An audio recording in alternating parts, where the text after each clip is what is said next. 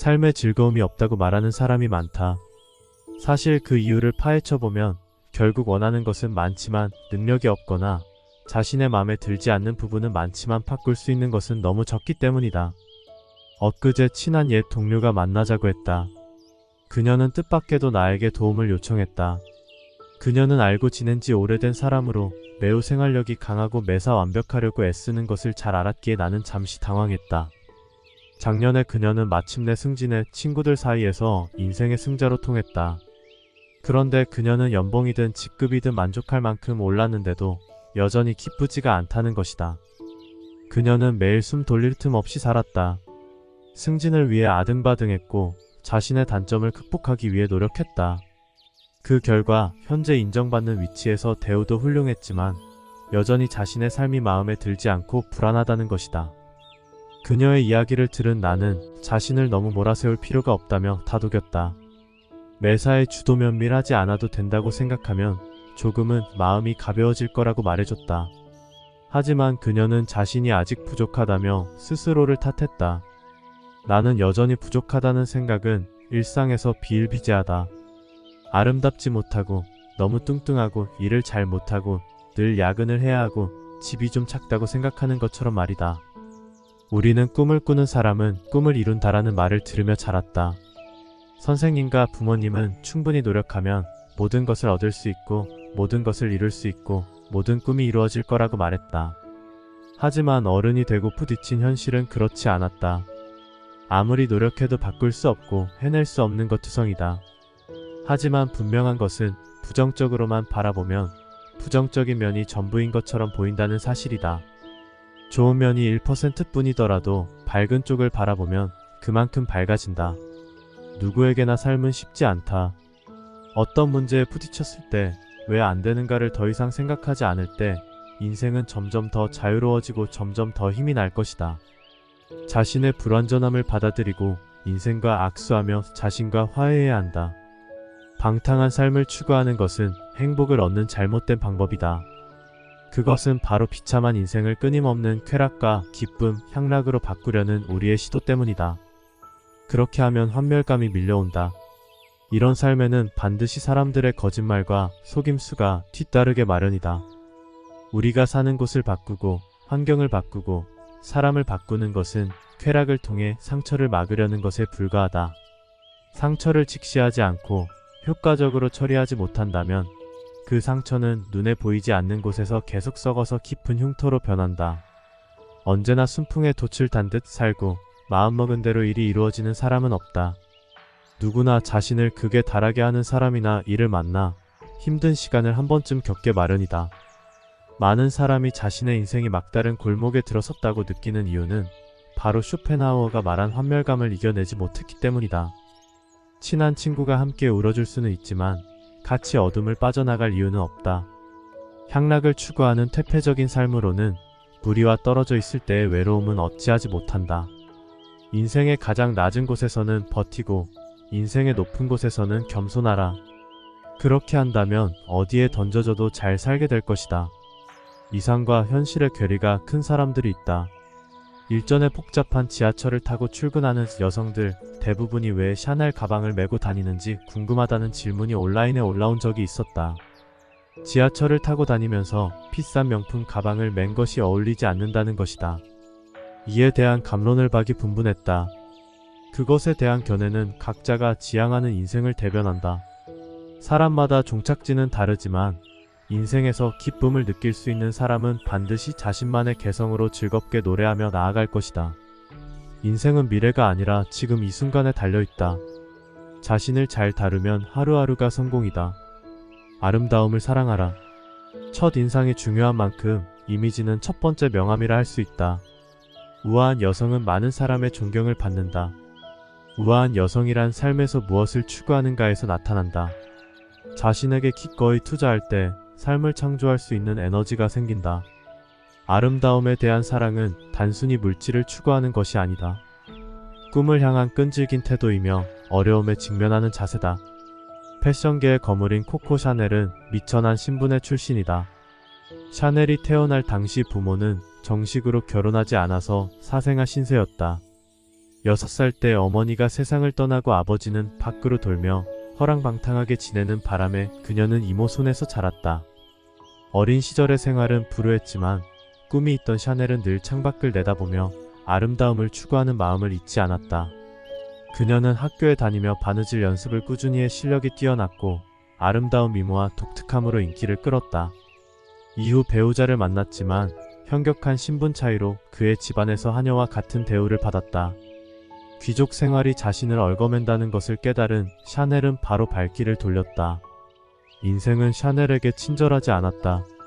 하지만 그녀는 항상 아름다움을 사랑했다.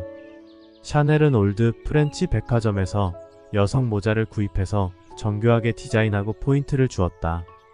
그 모자는 이색적인 스타일로 샤넬을 더욱 돋보이게 했고 많은 여성 고객이 그녀의 아름다움을 감상하기 위해 그녀의 모자 가게를 찾았다. 그녀의 검정 미니스커트는 전 세계에 팔렸으며 샤넬 넘버5 향수는 순식간에 매진되었다. 샤넬은 아름다움을 향한 사랑으로 인생의 고난을 이겨내고 패션계의 신화를 일구어냈다. 또한 자기 자신도 아름다움의 대표주자로 자리매김해 역사의 길이 남을 스타일을 만들어냈다. 아름다움을 사랑하는 여자는 품격 있는 인생으로 갖고 갈 수 있다. 진정 아름다움을 사랑하는 사람은 삶에 대한 자신만의 바람을 표현하고 드러내기 때문이다. 아름다움을 사랑하고 정교함이 습관이 되게 하여 날마다 더 나은 자신으로 거듭나야 한다. 내려놓을 줄 안다. 무릇 사람이 늘 번뇌하는 까닭은 세상살이의 8가지 어려움을 떼어낼 수 없기 때문이다. 올바로 사는 것, 늙는 것, 병드는 것, 죽는 것, 사랑하고 이별하는 것, 원망하고 미워하는 것, 원하는 것을 얻지 못하는 것, 속세의 어려움이다. 이 어려움 하나하나가 매달릴 수밖에 없도록 집념이 생기게 한다. 이것들을 내려놓는 것이 인생 후반전을 똑똑하게 사는 자세다. 포대화상은 걸으면서 수행하고 앉아서도 수행하고 모든 것을 내려놓으니 얼마나 자유로운가라고 말했다. 사실 우리는 마치 어떤 무거운 자루를 메고 세상을 걸어다니고 있는 것과 같다. 한 걸음 한 걸음씩 걸으며 어떻게 이 자루를 더 채울지 생각하지만 오래 걸을수록 어깨가 무거워진다. 인생길의 마지막에 이르러서야 얼마나 힘들게 살아왔는지 깨닫는다. 왜 부질없는 욕망을 내려놓지 못하는 걸까? 내려놓으면 만사가 자유로워지는데 말이다. 그 자루를 내려놓아야만 우리는 소박하고 진실한 자아를 되찾을 수 있다. 마음에 걸리는 것이 없는 시간이야말로 인생에서 가장 소중한 나날이다. 중년이 되고 노년이 되면서 우리는 만사가 깨달아지기도 한다. 시간을 여유롭게 마주하고 어차피 다 지나가는 세월을 코둑하게 흘려보내고 만족할 줄 알고 떠다니는 인생에서 내려놓는 법을 그제야 배우는 것이다. 마음이 편안해야 몸도 편안하다. 이것이 인생의 절반을 보낸 우리에게 가장 좋은 삶의 방식이다. 더 늦기 전에 삶을 사랑하자. 자신을 아끼는 마음으로 버거운 짐 내려놓고 잠시 그늘에 들어가 땀을 닦아라. 당신은 그 어떤 누구보다 훨씬 더 귀한 사람이다. 이 문을 나서면 눈보라를 맞은 사람도 있고 무지개를 만난 사람도 있다. 호랑이와 늑대를 본 사람도 있고 어린 양을 만난 사람도 있다. 봄에 떠는 사람이 있고 겨울에 노래하는 사람이 있다. 안개구름이 걷히면 결국 다 꿈일 것이다. 슬픔은 꿀이고 모두 마음에서 빚어진다. 누구도 쉬운 인생은 없다. 인생 앞에서 우리는 모두 더듬대며 나아간다. 언젠가는 조금 더 나은 삶을 살고 결국 종착지에 도착해 과거에 쉽지 않았던 삶을 이야기할 날이 올 것이다. 그리고 우리가 평생 해야 할 일은 무수한 평범한 날들 속에서 고통을 참고 최선을 다해 사는 것이다. 자기만의 영롱한 빛을 발하자. 고유의 색과 고유의 빛, 그 창연함에 당당하자. 오직 나만의 것이므로. 혼자 있을 때 어떤 마음이고 어떻게 시간을 보내는가? 인생을 잘 살고 싶다면 혼자 있는 시간을 잘 보내야 한다. 패스트푸드를 먹을 것인가 아니면 요리를 할 것인가? 다른 사람과 점을 볼 것인가 아니면 여행 계획을 세울 것인가?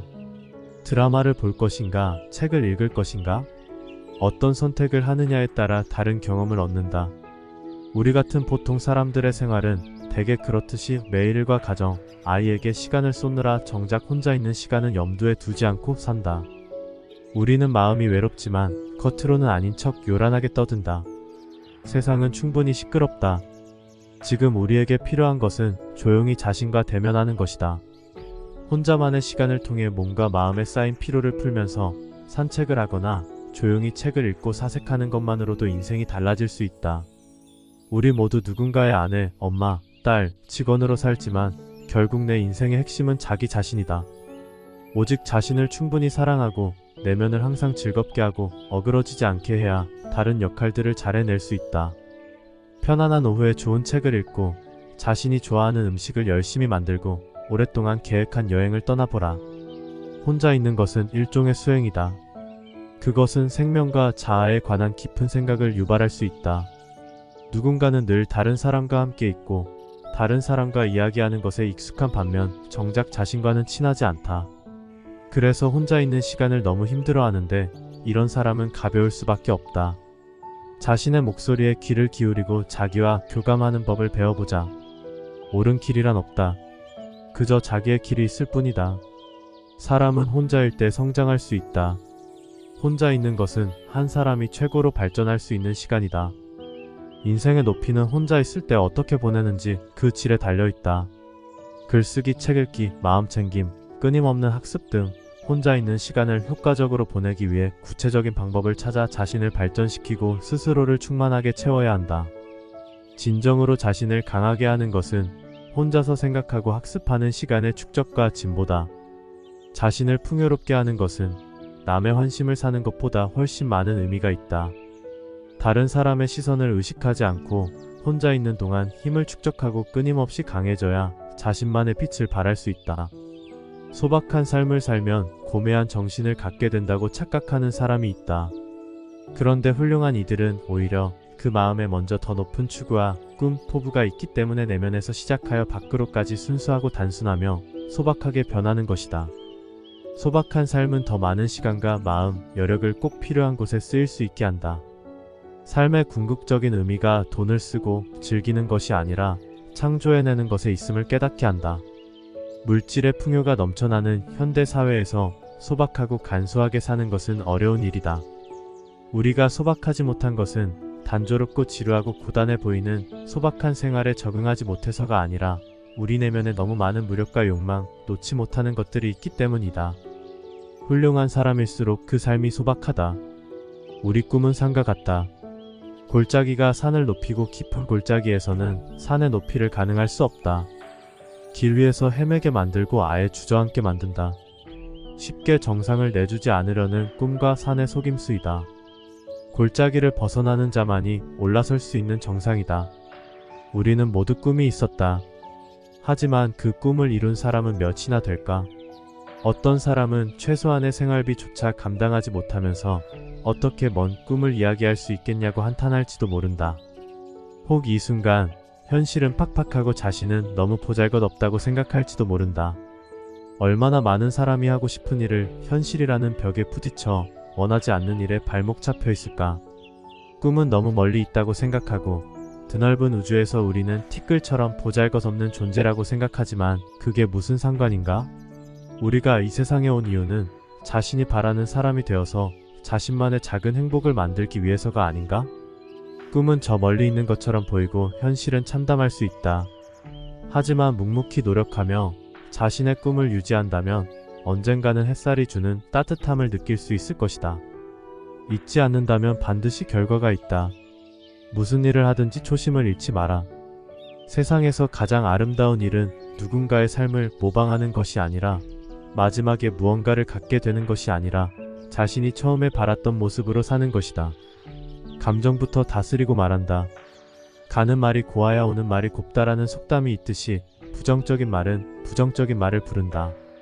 습관적으로 부정적인 말을 한다면 일단 감정부터 잘 조절하는 것이 먼저다. 말을 할 때 중용의 길을 걷는 것이 중요하다. 중용이란 모든 결정에서 중간의 도를 따르는 것이다. 개인적인 감정을 배제하고 도를 넘어서 폄훼하거나 지나친 과장이나 허세를 부리지 않아야 한다. 똑똑한 사람이 흔히 쓰는 화법은 감정을 빼고 사실만을 말하는 것이다. 예를 들어 부부가 집안일로 다투는 경우 어떤 남편은 다툼의 상황에서 벗어날 줄 안다. 그는 아내의 심리적인 욕구를 이해하고 위기를 해결한다. 하지만 말을 잘하지 못하는 남편은 아내와 사소한 일로 우열을 가리느라 다투게 된다. 일을 원만하게 해결하고 싶다면 자신의 뜻대로만 일을 처리해선 안 되며 맹목적으로 말을 함부로 하지 말아야 한다. 경솔하게 말해서도 안 되고 험한 말을 해서도 안 된다. 감정을 다스리고 말을 한다면 어떤 일이라도 잘 해결할 수 있다. 스스로 일을 감당하는 것은 대단한 재주다. 어떤 사람의 인생이든지 고난과 역경이 있게 마련이다. 노력해서 지나고 보면 그때서야 지나갈 수 없을 것 같던 많은 일들이 이를 악물고 버티면 지나간다는 것을 깨닫게 된다. 그 고통스러운 날들이야말로 인생에서 가장 좋은 날들이고 그 시간이 바로 나 자신을 만든다. 흉터는 상처의 아픔을 기억한다. 같은 곳에서 넘어지지 않도록 잡아주며 같은 실수를 반복하지 않게 인도한다. 인생의 성공을 결정하는 것은 어떤 화려한 재주가 아니라 일이 닥쳤을 때 그것에 대한 책임을 질 수 있는가이다. 일을 잘 감당하는 사람은 거센 파도를 겪으면서도 고개를 들고 가슴을 쫙 펴는 용기가 있다. 그래야 웃으며 인생을 대하고 밝은 내일을 맞을 수 있다. 비겁한 자만이 약자를 괴롭히는 데서 쾌감을 느낀다.